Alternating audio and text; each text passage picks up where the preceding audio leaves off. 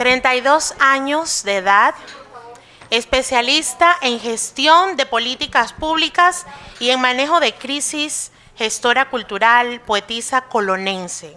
Es miembro del Comité Asesor de Juventudes Afrodescendientes de América Latina y el Caribe, de diversos proyectos del Instituto Interamericano de Discapacidad y Desarrollo Inclusivo, de la Coordinadora Nacional de Organizaciones Negras Panameñas, de la Fundación Contra PSOE, del Movimiento Nacional Inclusión Somos Todos.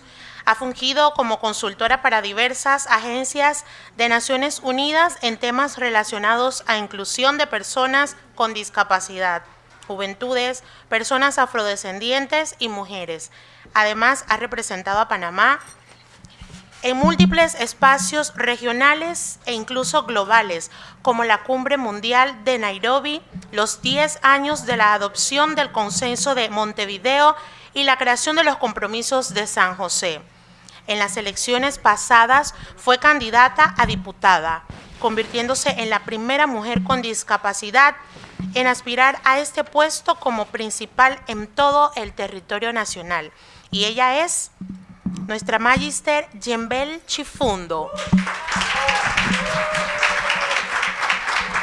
que hoy nos acompaña con el tema Los conceptos en torno a la igualdad de género, equidad, sororidad y bien común desde una perspectiva de diálogo intercultural. Muchas gracias, Yembel, bienvenida. Bienvenida.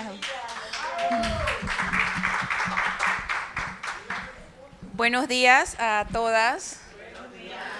Oye, yo estoy aquí como en medio de tantas mujeres hermosas que me siento así como, ¿sabes, no? Pero muy contenta de estar aquí, sobre todo un domingo por la mañana, con ustedes, hija del movimiento afro. De hecho, mis inicios fueron precisamente en los concursos Manuel F. Zárate. Por 6 años consecutivos gané canto religioso. Es más, déjenme empezar ¿cómo era con la que yo gané? Canta negro. ¿Cómo es que era? Canta negro, tu hora ya llegó. Cristo nos presenta en el altar de Dios. Canta negro, tu hora ya llegó. Cristo nos presenta en el altar de Dios. Son 500 años de lucha y dolor que el negro ha sufrido en manos del opresor. Canta negro, tu hora ya llegó. Cristo nos presenta en el altar de Dios. Oye, qué buena manera de comenzar el día, ¿no? Entonces, ya como que volví a mis tiempos de cuando era menos joven que ahora, aunque yo creo que yo estoy en la vejez. Yo soy fanática de la política pública de juventud, que dice que juventud hasta los 29. Después es generarles espacio a los que son un poquito más jóvenes. Bueno, muchísimas gracias por el espacio. Creo que lo voy a contar como un poco desde mi experiencia, sobre todo esa lucha histórica que ha trascendido y que hoy por hoy ha tenido resultados, por ejemplo, en encuentros como estos, que antes no eran visibles ni tampoco eran tan comunes. Yo creo que hay muchas personas que hoy de repente han normalizado un poco o creen que había sido siempre normal, por ejemplo, que las mujeres llevaran su cabello afro, natural, que llevaran trenzas. Algunos le dicen que es cuestión de moda, pero hoy tendríamos que reconocer que ese ha sido el producto de una lucha del movimiento social afropanameño que trae como consecuencia que hoy el tema cultural afro no sea una cuestión que sea tomada netamente como que, bueno, solamente en mayo uno lleva sus trenzas o uno lleva sus atuendos vistosos, sino que eso ha sido una continuidad y una constancia de lucha y resistencia desde siempre. Desde que yo era muy pequeña hasta ahora. Hoy de repente me ven con el cabello así, pero me siento orgullosa de decir que el cabello hoy con un blower no es una obligación, sino que es opcional. Ya es up to you si quieres hacerlo, pero no es que yo me sienta obligada a hacerlo porque me quiera sentir un poquito más estilizada. Lo mío fue un cambio de look porque venía a mi cumpleaños y quería algo diferente por una semana, porque esto ya mañana y puff, porque ustedes saben que mi rulo arrebata igual que yo.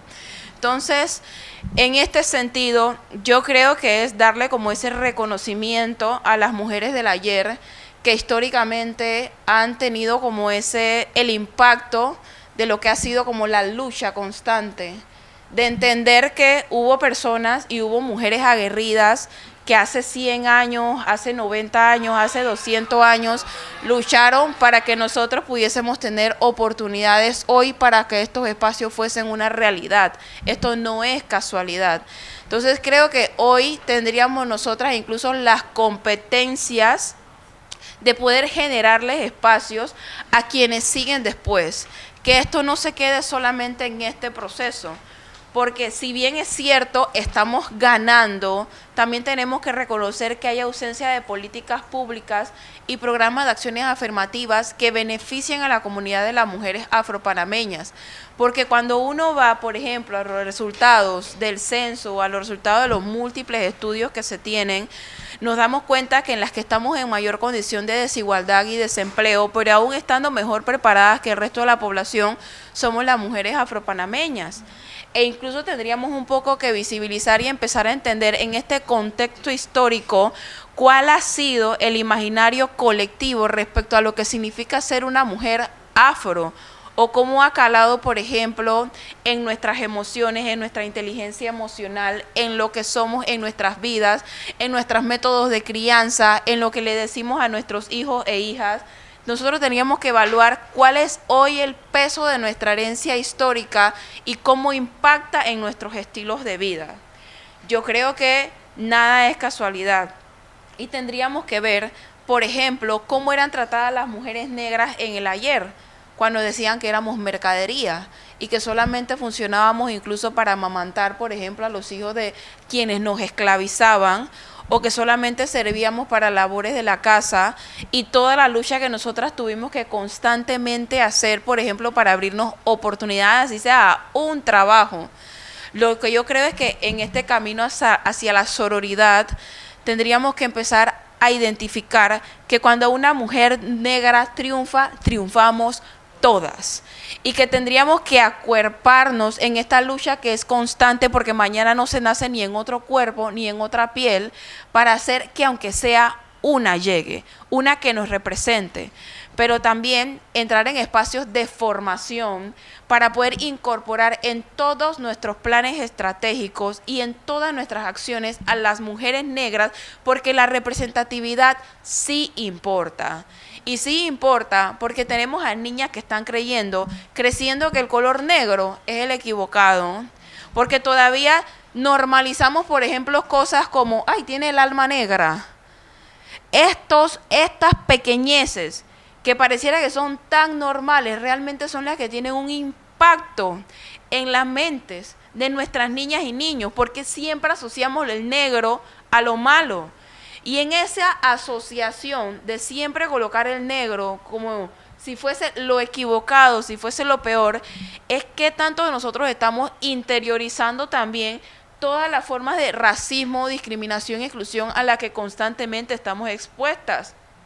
Por ejemplo, también siempre un ejemplo que pongo sobre la mesa es empezar a entender que las formas de microrracismo existen, que hay que denunciarlos, hay que evidenciarlos y que no por nada del mundo tenemos que normalizarlo. Porque, por ejemplo, si van 5 de nuestros jóvenes negros en un carro, cuestionamos a los 5 jóvenes por estar en un carro, pero no a la policía que lo paró simplemente por un tema de perfilamiento racial. Eso es racismo, eso no es normal. Y como no es normal, creo que a partir de ahí tendríamos que ir entonces hacia la equidad. ¿Por qué equidad? Porque la equidad es también entender que nuestros hombres negros están sufriendo.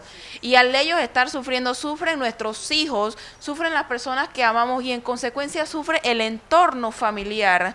Y al sufrir el entorno familiar de todas estas consecuencias de racismo, a nosotras nos duele. Porque somos las mujeres que desproporcionadamente estamos llevando las cargas familiares. Y al estar llevando las cargas familiares, incluso cuando nuestros hijos se equivocan, ¿a quiénes son las que culpan? A nosotras. Entonces es ver cómo eso está impactando en el crecimiento de nuestros hijos, en el crecimiento de nuestras hijas y sobre todo todas las veces que hemos tenido que llorar a escondidas porque simplemente no tenemos las herramientas para poder atender las necesidades específicas de la población. Ahora, por eso es entender que esto no es una cuestión de que nosotros nos paramos de la noche a la mañana a decir, ¿sabes qué? Exigimos derechos. Es porque nuestros derechos no han sido respetados y eso también tiene que ver con esa mirada hostil que se tiene hacia nosotros, que los incapaces, los que no podemos, las mujeres, o por ejemplo, cómo nos ven a las mujeres negras. Si antes éramos tratadas como mercadería, también eso tiene que ver un tema con la corporalidad de la mujer negra. De que se dice que la mujer negra es la que tiene que ser la más voluminosa, la más voluptuosa, pero también eso es una cuestión de estereotipos. No siempre es así. O no siempre a la mujer negra es a la que más le va a gustar bailar o la que tiene el mejor tumbao. No siempre va a ser así. Aún dentro de la comunidad de mujeres afropanameñas somos diversas. Y para poder entender la igualdad es tener también que desconstruir ese lema que dice que todos somos iguales. No todos somos iguales. Y es en la diversidad de pensamientos que nosotros vamos a empezar a entender de que en esa diferencia es que nosotros vamos a poder garantizar el acceso a oportunidades y derechos en igualdad de condiciones. Porque, por ejemplo, no sé si aquí alguien tendrá una discapacidad, la mía es visible, hay discapacidades que no son visibles, pero empezar también a entender el contexto de cuántas realidades habitan en un solo cuerpo y junto a todas estas realidades, cuántas formas de discriminación y exclusión. ¿Qué significa, por ejemplo, ser una mujer joven, negra, afrodescendiente, colonense, en condición de pobreza, que además tiene un hijo con discapacidad, por ejemplo, que es mi caso, mi hijo tiene trastorno del espectro autista, y es cómo sucede o cuál es ese, o cómo se desenvuelve socialmente una persona cuando tiene tanta diversidad encima. Y aquí cada una tendrá sus realidades, que puede que no tengan una silla de rueda, pero es esa diversidad la que nos va a hacer entender cuáles son esos ajustes razonables que requiere cada persona individual para poder participar y estar en los espacios. Ajustes razonables desde la Convención Internacional de los Derechos de la Persona con Discapacidad se define como las necesidades específicas de cada persona. Porque, por ejemplo, tendríamos que empezar a hablar de las madres también que tienen niños con discapacidad que están encamados y que no pueden salir a trabajar porque no tiene quien le cuide a sus niños. Porque ¿qué sucede? Que hoy por hoy las mujeres negras están decidiendo o si criar a sus hijos o si trabajar, porque a veces las dos no se puede. Y yo no romantizo bajo ningún concepto el querer es poder, o si yo puedo, tú puedes, porque al final no todas estamos teniendo acceso a las mismas oportunidades. Incluso dentro de esta participación, tendríamos nosotras que entender que tenemos una responsabilidad social de cara hacia quienes no han podido estar en este evento, de cara hacia esas mujeres que están hoy en nuestras iglesias, pero no están aquí compartiendo en este espacio y muchas quizás porque no pueden. Tendríamos que empezar un poco también a descentralizar los procesos, a pensar en la mujer de Darién, de Bocas del Toro, a pensar en la mujer de Colón, pero no solamente en la de Colón del Centro, sino también en la de Colón de las Costas, que estos espacios parecieran simples, ¿sabes qué? Sueños. Pero al final, desde aquí es que se construye, pero muchas veces los espacios que estamos construyendo hoy, seguramente nosotros no vamos a ser los que nos favorezcamos de eso, sino que en 10 años nosotros vamos a empezar a ver el producto de nuestras luchas. Y qué lindo. De hecho, me atrevo a contarles incluso un proceso que se hizo de la fundación en la que milito, que se llama Contrapeso. Nosotros hicimos un convenio de becas que se llama Becafro, que era becas específicas para juventudes afrodescendientes a nivel nacional. Y solamente el año pasado, más de 15 pelados se fueron a estudiar inglés en Malta. Hoy por hoy hay más de 5 que están estudiando maestrías y eran pelados que para poder sobrevivir se ponían los domingos a vender cositas, pero que pudieron disfrutar de un acceso a la educación. Nuestra gente negra está sufriendo, por ejemplo en Colón las condiciones de la universidad son paupérrimas, están dando clases virtuales porque el centro no tiene las posibilidades para poder recibir a los estudiantes. Incluso debo decirles que cuando yo estuve en el proceso de la universidad, para poder entrar a la universidad, yo no pude estudiar en la universidad regional. Adivinen por qué. Porque no había ni un solo baño en el que entrara la silla de ruedas. Así que implicaba dejar de estudiar, usar pamper u orinarme todos los días afuera del salón. Pero eso también agota, porque esta lucha constante agota. Y también hablemos un poco, ya que mencioné el tema de los pampers, lo que implicaría eso incluso, porque hacia allá vamos todas o todos. Cuando nosotros vamos en el proceso del avance de la edad, vamos adquiriendo condiciones de discapacidad que trae como consecuencia que los gastos asociados a nuestros estilos de vida sean muchísimo mayores y que el dólar, por ejemplo, de una mujer negra con discapacidad no sea el gasto de una mujer negra que no tiene discapacidad. Porque nosotros nos abrumamos y nos asustamos mucho durante el tiempo de pandemia que tuvimos que permanecer en casa, pero resulta que ese ha sido el día a día de muchas de nuestras mujeres que están en casa, que están encerradas. Entonces, hola, ¿cómo estás? Entonces, en este sentido, yo creo que para poder avanzar en igualdad de condiciones, tendríamos incluso nosotras que cuestionarnos a nosotras mismas para empezar a preguntarnos cuándo hemos sido nosotras que hemos discriminado, cuándo hemos sido nosotras que hemos excluido, ¿cuándo hemos sido nosotras que hemos adaptado lenguajes discriminatorios hacia la hermana que está al lado, hacia el hermano que está al lado? ¿Cuándo hemos sido nosotras que hemos tildado de incapaces a los que nos están rodeando?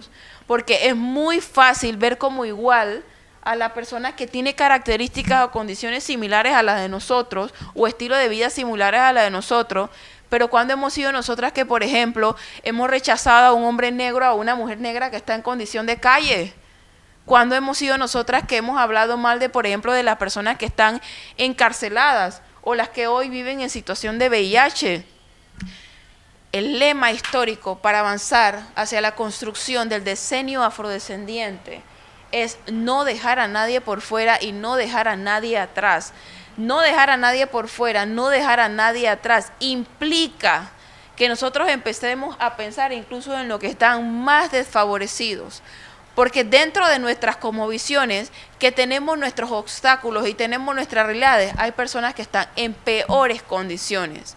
Hay jóvenes como yo, que por ejemplo estamos muy formados y estamos en condición de desempleo, que estamos luchando la gota gorda día a día, que estamos pasando por condiciones severas, que por ejemplo personas que están alrededor de nosotros están sufriendo de cáncer o se le están muriendo los familiares. Y se lo diga que eso no son realidades ajenas. Yo le cuento un poco de mi historia. En pleno proceso de campaña falleció mi papá, que era el soporte de la casa. Apenas tiene 2 meses de fallecido. Entonces imagínense ahora lo que significa tener que asumir la batuta de la casa. O por ejemplo, adiciónenle a eso que hoy por hoy tengo a mi hermano que está en condición de cáncer, está sufriendo de cáncer y está en una etapa avanzada. Pero adivinen lo que significa tener cáncer y vivir en Colón, vivir en Darién, vivir en Coclé, vivir en Chiriquí, para nuestros hombres y mujeres negras. Significa tener que estar afuera del hospital 2 días para que te atiendan al 3er día. Esa es la realidad que está viviendo nuestra gente. El día a día de nuestra gente está cada vez más complicado. Por eso requiere que para que nosotros podamos acceder a nuestros derechos, nosotros no nos permitamos jamás guardar silencio. Por mucho que digan que, bueno, estas son las que más reclaman, estas quieren ser las más bravas, estas quieren ser las que más pelean.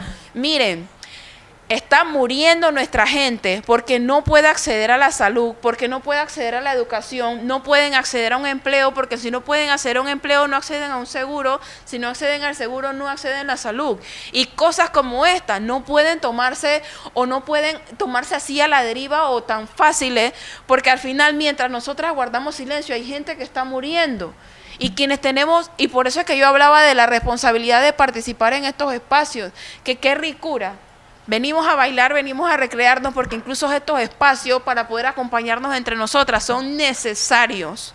Son necesarios porque nosotras tenemos que sanar el peso de lo que no ha sucedido históricamente en nuestras vidas. Pero también requiere que cuando una hermana está en un proceso de lucha, nosotros digamos, ven, ayuda, porque estamos sufriendo. Y en ese sufrimiento se pierden mentes maravillosas, que si solamente hubiesen tenido acceso a la mínima oportunidad que requerían, hubiesen sido personas valiosas para poder gestionar para nuestra gente, por y para nuestra gente. Por eso es que cada vez, por ejemplo, que hablan mal de los colonenses, yo digo, ¿sabes qué? No, yo no puedo hablar mal de los colonenses, ni puedo hablar generalizadamente de la población negra, porque hablar mal de un colonense es hablar mal de mí, es hablar mal de mí misma, porque la gente de buena no es un mundo paralelo. Nuestras mujeres negras, nuestros hombres negros, nuestra juventud negra está bien preparada. Somos los más preparados, por ejemplo, en Colón, que tenemos la mayor cantidad de egresados universitarios a nivel nacional, pero a su vez mayor condición de desempleo. A eso hay que ponerle nombre.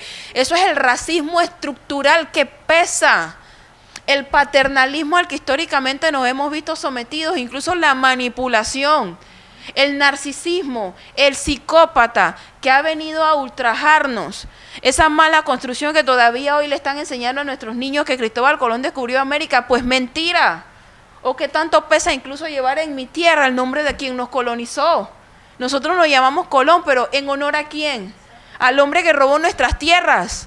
Esa historia tenemos la responsabilidad de contársela a nuestros niños. ¿Para qué? Para que no crezcan normalizando el racismo. Pero sobre todo, para que aprendan a identificar en el momento en que se tienen que parar en pie de guerra para poder luchar por sus derechos. Porque el primer paso para exigir nuestros derechos, ¿cuál es?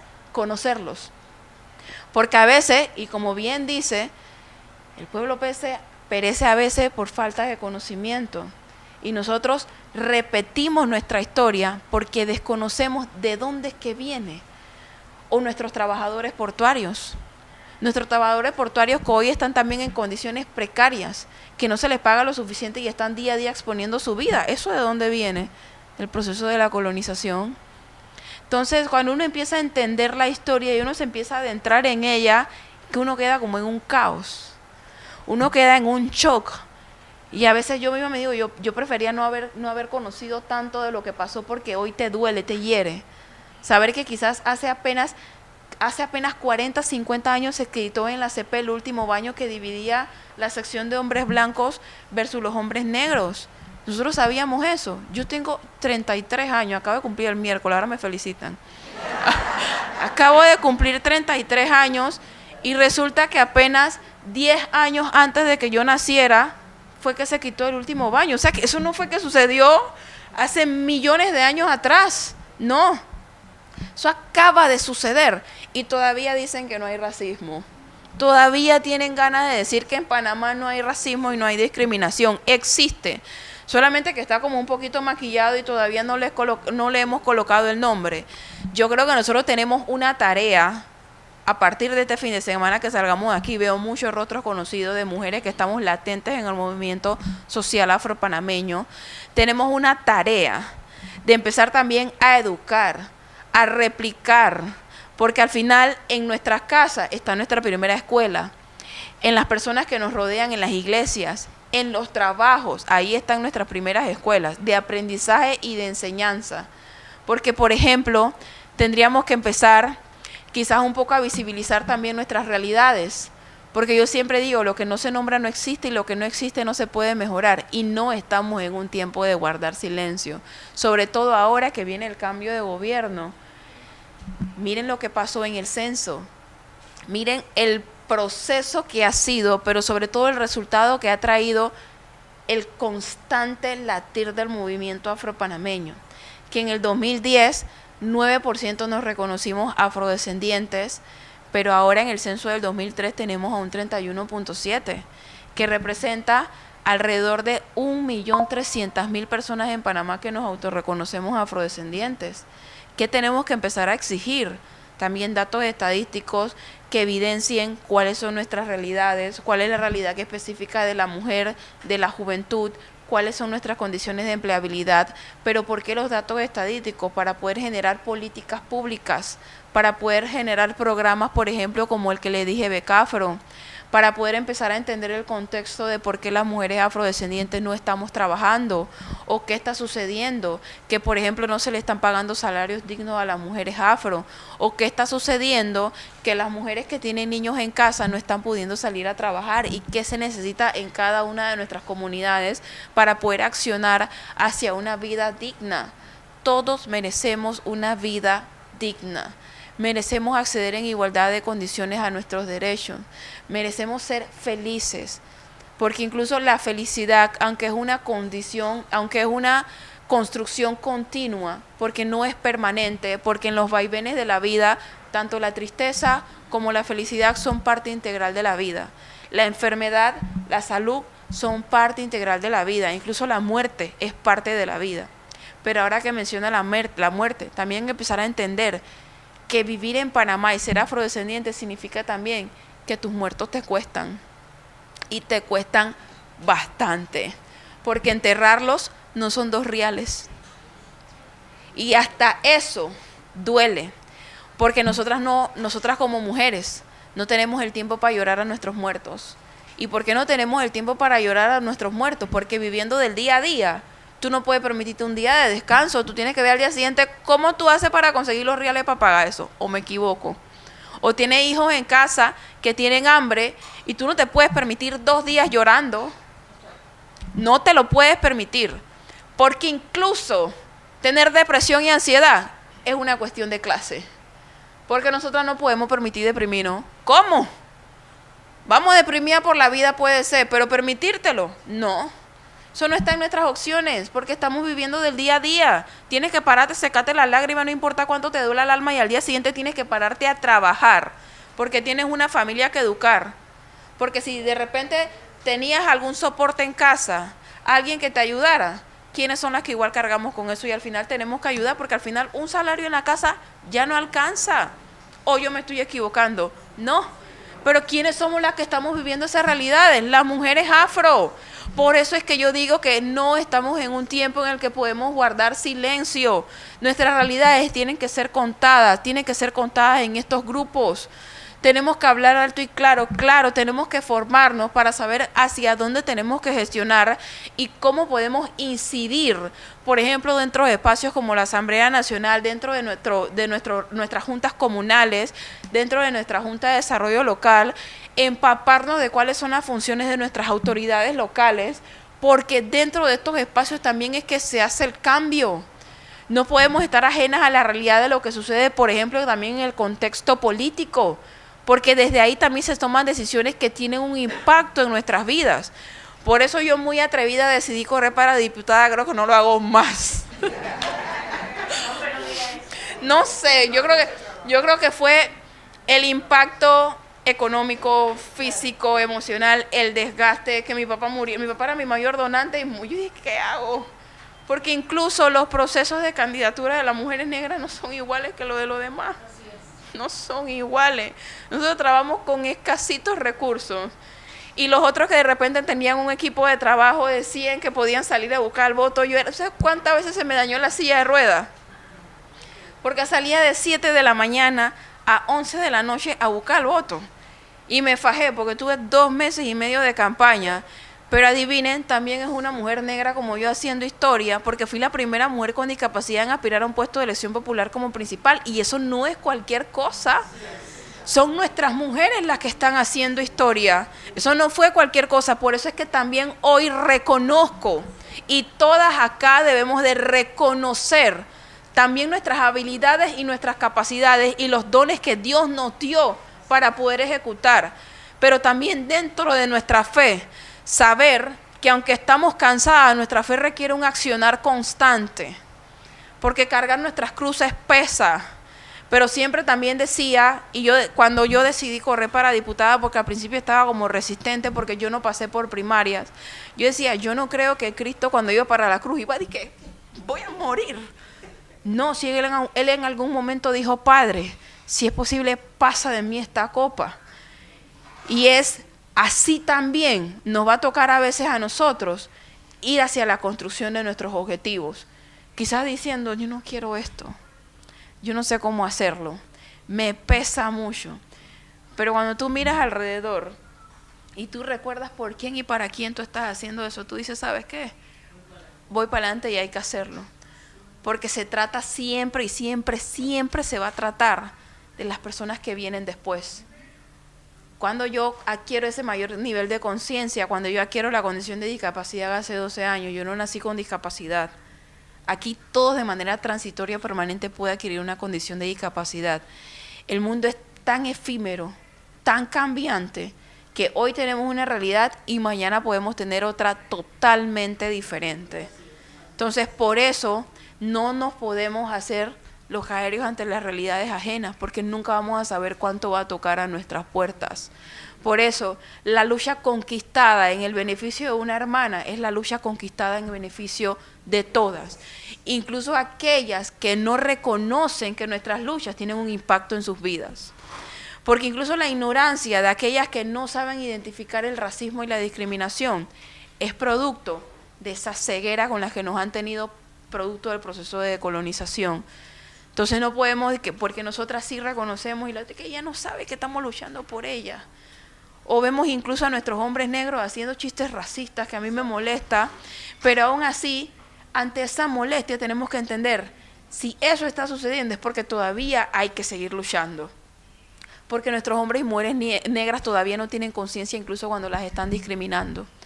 Y si tú no tienes conciencia de cuando te están discriminando, ¿cómo tú vas a saber cómo lo puedes mejorar? Por eso es que yo les invito en que, dado en el contexto del tema que me tocó, en esa sororidad siempre acuerparnos, abrazar a tus hermanas porque tú no sabes cuándo lo necesitan, ser una voz de aliento, una escucha activa, aprender nuestras experiencias. Se dice mucho de que nadie aprende por cabeza de otro. Yo digo que no. Si ya yo veo que una hermana me dice, hey, no cojas por ahí porque por ahí la cosa no es, ahí te caes y te destrampas, ahí te rompes, entonces, ¿sabes qué? No. Pero además de decir por aquí no es también decirle a la otra por donde sí es. Es por aquí sí es, vamos a construir esto juntas, vamos a triunfar juntas, porque al final Panamá es un país desigual, no pobre, y aquí alcanza para todo el mundo si se gestiona bien.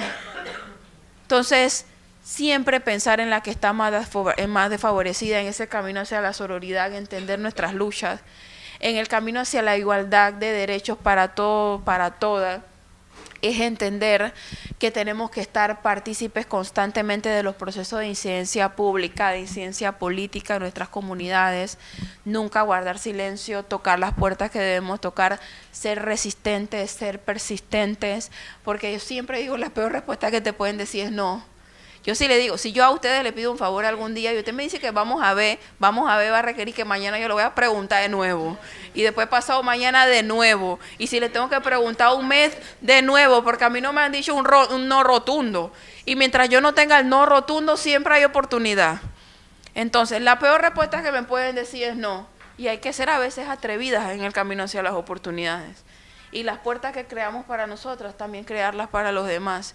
Y en el tema de equidad, también esa equidad o ese proceso de levantarnos por causas altruistas, aunque pese, porque dirá, caramba, pero yo misma tengo mis realidades que me pesan y que son complicadas y ahora a estar peleando por los demás yo. No, porque al final, como les dije hace poco, cada lucha ganada tiene un impacto también en nuestras vidas. Cada hombre, cada mujer negro que triunfa quiere decir que nos está representando, que hay mayor visibilidad de nosotros, porque nosotros necesitamos mayor visibilidad, mayor espacios como tomadores de decisiones, porque donde se toman las decisiones quizás no entienden la importancia de involucrar la variable étnico-racial dentro, por ejemplo, de los registros administrativos, para saber cuántos hay, cómo estamos. Entonces, en cada espacio que vayamos, que tengamos la oportunidad de exijamos estadísticas, exijamos que nos cuenten más y mejor a partir de lo propiamente del recurso técnico que tenemos, que es el censo.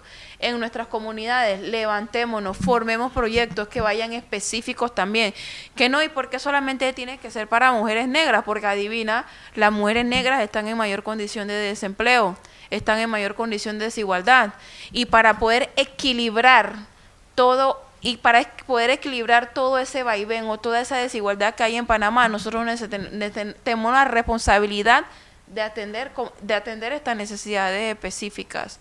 Entonces, yo creo que siempre tenemos que llamarnos a la desconstrucción. Saber de que en esta era de información lo que nos va a abrir puerta no es siempre a quién conocemos o cuánto tenemos, sino la información que manejamos. Hoy que todo está a un clic de distancia. Entender, por ejemplo, todos los contextos, los marcos legales que nos envuelven, saber qué es el consenso de Montevideo, por ejemplo, que tiene un párrafo específicamente para atender las necesidades de la población afro, que Panamá está comprometido en ese sentido, que Panamá, por ejemplo, participó en la Cumbre Mundial de Nairobi, donde Panamá asumió responsabilidades específicas para la población afro, y lo sé porque yo estuve ahí. Nadie me lo contó. Que en Costa Rica se discutieron los compromisos de San José, donde estuvo, si mal no recuerdo, la ministra de Gobierno, la viceministra de Gobierno, Juana, y firmó el compromiso latente de avanzar por los derechos de las mujeres afropanameñas, con enfoque específico en la igualdad de género entre mujeres y hombres. Todas estas cuestiones nosotros necesitamos conocerlas, porque eso es lo que va a fortalecer nuestras capacidades para poder exigir a nuestras autoridades. Y en el contexto, por ejemplo, también debo decirlo porque yo crecí dentro de los grupos juveniles, ese fue mi primer espacio de participación, incluso desde ahí sembrar la semilla a nuestra juventud afro, que por ejemplo hoy también tendríamos que empezar a hablar de corporalidades, de cuando las jóvenes, por ejemplo, dentro de su grupo de juventud, vamos de repente con estas ropas que no podemos tapar nuestro cuerpo, pero a veces nos llaman vulgares, y no es que seamos vulgares, y bueno, esa es la ropa que nos queda. Pero cuando los cuerpos de mujeres negras empezaron a llamarse vulgares. Y ahora, ojo, no todas son voluptuosas, como dije antes, es un tema de estereotipo, pero aquellas que sí lo son, le están diciendo vulgares simplemente porque, bueno, tienen el pantalón que le queda un poquito apretado. ¿Qué voy a hacer? ¿Me voy a mutilar el cuerpo? Todas estas cuestiones tienen un impacto en la vida de nuestra gente y no estamos teniendo acceso a la salud mental y emocional. Porque incluso después que pasa por todos estos procesos de discriminación, ¿cuánto cuesta un psicólogo? $60. Y si vas para la cita con el psiquiatra porque no puedo dormir, $80. ¿De dónde? ¿De dónde vamos a sacar para esas citas? ¿De dónde? Entonces, por eso, para poder tener ese proceso de sanación interna, que además se construye también el fortalecimiento con la oración y apegada a Dios, también es tener ese acompañamiento entre nosotras y de construirnos. Más difícil que aprender siempre va a ser desaprender, sobre todo cuando hemos vivido toda nuestra vida diciendo que las cosas se hacen de una sola manera. Les pido por favor que también empecemos a pensar en nuestras mujeres con discapacidad o en las madres de niños con discapacidad, que en el movimiento afro hay bastantes, porque adivinen, hay mayor porcentaje de juventud con discapacidad en el movimiento afro. Hay más afro con discapacidad que en comparación con todas las etnias. ¿Y por qué lo sé? Porque hace poco nosotros hicimos un proyecto que se llama Afrodis, Auditoría Social a la Secretaría Nacional de Discapacidad, en el que le pedimos datos específicos de la población afrodescendiente con discapacidad como un programa de acción afirmativa. ¿Qué le quiero decir con esto? Que a veces no tendremos que, por ejemplo, convertirnos en diputados o representantes o alcaldes para poder incidir de nuestras comunidades y en las tomas de decisiones. Que desde lo legal también nosotros podemos incidir para que empiecen a accionar más hacia nosotras. Yo creo que nunca está de más ese abrazo fraternal, no dejemos de dárnoslos nunca, pero sobre todo no dejemos de fomentar estos espacios de participación, de exigirlos, de crearlos, así sean espacios que surjan de 5 en 5, de 10 en 10, porque así es que vamos a ir creciendo. Y no digan que bueno, que las mujeres negras tengamos que permanecer en silencio, no. Solo tenemos la responsabilidad de hablar alto y claro, de decir lo que está funcionando, pero también lo que no está funcionando, de exigir participación dentro de todos los espacios, incluso aunque tengamos que ser las únicas. Porque una particularidad, por ejemplo, que yo tenía en los espacios de personas con discapacidad, yo era la que llevaba el tema afro, o en los espacios de tema afro, yo era la que llevaba el tema de discapacidad, pero ahora adivinen qué, somos más. Todavía recuerdo, por ejemplo, en un conversatorio que tuvimos con el Fondo de Poblaciones de Naciones Unidas, que yo siempre decía, yo no soy sorda, Pero ¿dónde están los intérpretes de lengua de señas para las personas sordas que no están en estos espacios? ¿Por qué teníamos que hablar sobre eso? Porque incorporar los intérpretes de lengua de señas también es un tema de recursos. Las adecuaciones al braille también es un tema de recursos. Y ¿sabes qué? La pelea no era para mí porque yo podía escuchar, pero cuando yo iba a pensar que, bueno, podía llegar también un compañero sordo. Bueno, también es para ellos. También eso se trata de hacer incluso nuestras iglesias inclusivas, de pensar en los baños de las iglesias, de pensar en los intérpretes de lengua de señas para las iglesias, en las adecuaciones al braille, que esas, en total acuerdo, no son tan caras. Y todavía recuerdo en aquella época de, bueno, necesitamos un intérprete. Las 3 primeras no había el intérprete. Ahora no hay ni un solo conversatorio del Fondo de Poblaciones de Naciones Unidas que salga según un intérprete. Y de repente las personas que están en esos espacios no saben que hubo 4 o 5 personas que estábamos, y el intérprete, pero ahora eso se ha adoptado como una costumbre, es como un reglamento dentro de Naciones Unidas. Intérprete de lengua de señas internacionales, porque ahora, ojo, algo que quizás no sabíamos, señas internacionales es una, pero cada país tiene una seña totalmente diferente. Incluso la seña de Chiriquí no es la misma que la seña de Colón. Así tal cual. Hay señas que se entienden en Chiriquí que no se entienden en Colón, porque por ejemplo, si en Chiriquí se dice meto, tiene una manera de decirse con lengua de señas, y si en Colón se dice, por ejemplo, ¿qué pasó, Bella? Porque yo lo digo, es totalmente diferente, y eso no me lo entienden en Chiriquí, pero ¿cuántos sabíamos eso? Y lo digo porque mi mamá es chiricana, por eso menciono mucho Chiriquí, no es que tenga nada contra los chiricanos o las chiricanas, por eso, mi mamá es de Puerto Armelle. Así que mira, acá ya me está viendo alguien acá creo chiricana. Mi mamá es chiricana de Puerto Armelle.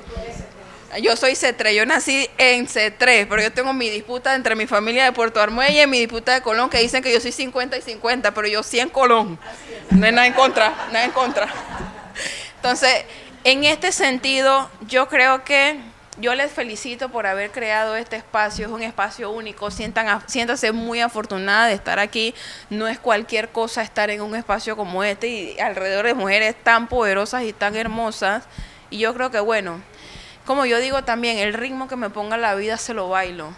Está bien, no tengo tiempo de llorar, no tengo tiempo de deprimirme, pero también yo creo que es muy sano permitirnos nuestras emociones, porque en un mundo en el que lo primero que te dice es no llores, atreverte a llorar tus lágrimas también es un acto revolucionario. Permitirte ser tú en total esencia también es un acto revolucionario. No escondernos también es un acto revolucionario. Y en este sentido yo le invito a permanecer constantes en estas luchas, que aunque es agotadora, es necesaria. Y es necesaria porque nuestra gente que no está en este espacio está sufriendo.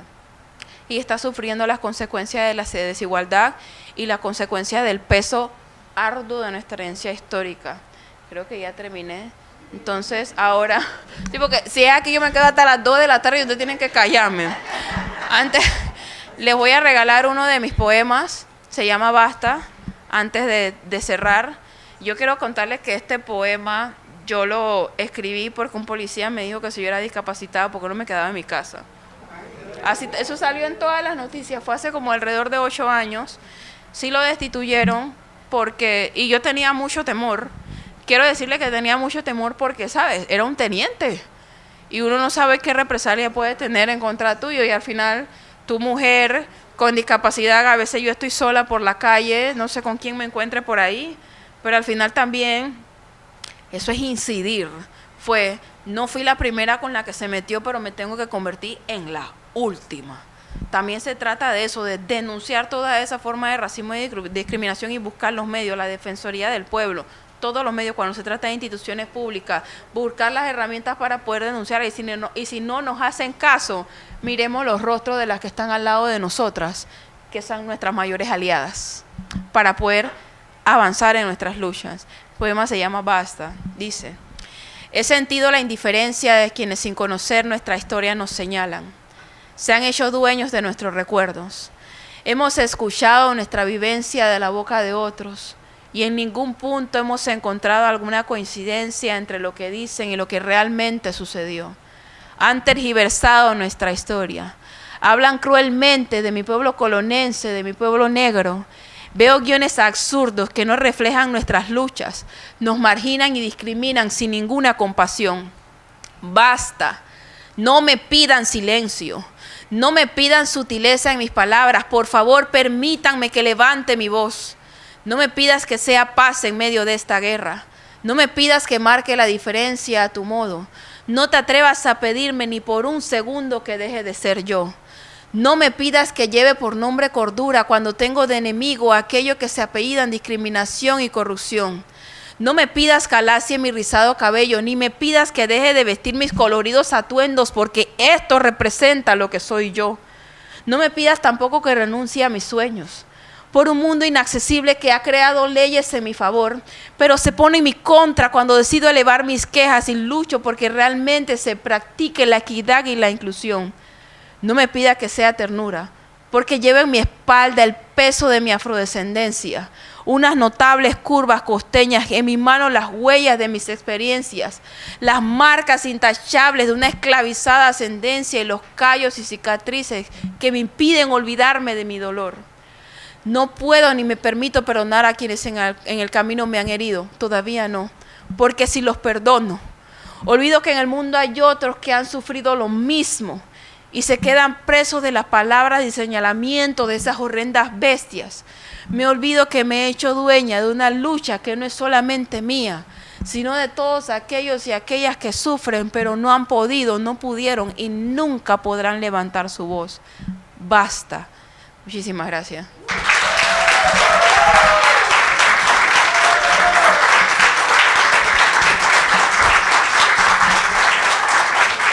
Ahora seguimos cantando, después le regalo otra canción.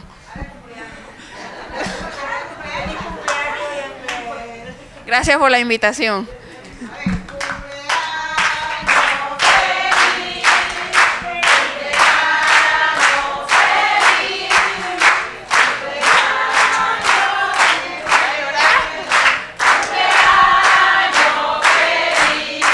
No me hagan llorar.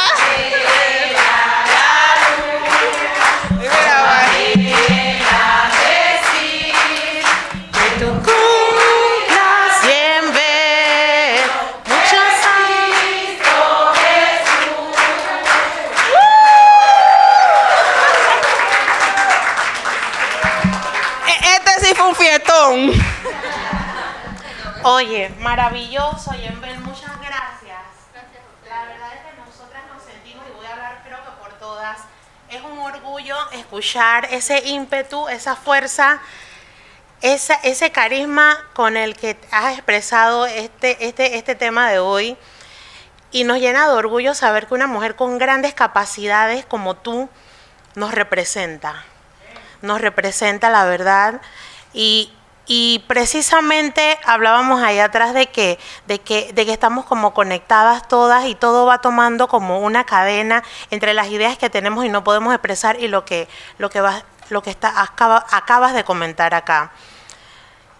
¿Qué tenemos nosotras como mujeres, desde la perspectiva de mujeres afrodescendientes, negras, para darle a todo este mundo feroz y cruel que nos rodea? Toda esta realidad que pues no podemos tapar con un solo dedo, pero la diferencia la hacemos nosotras.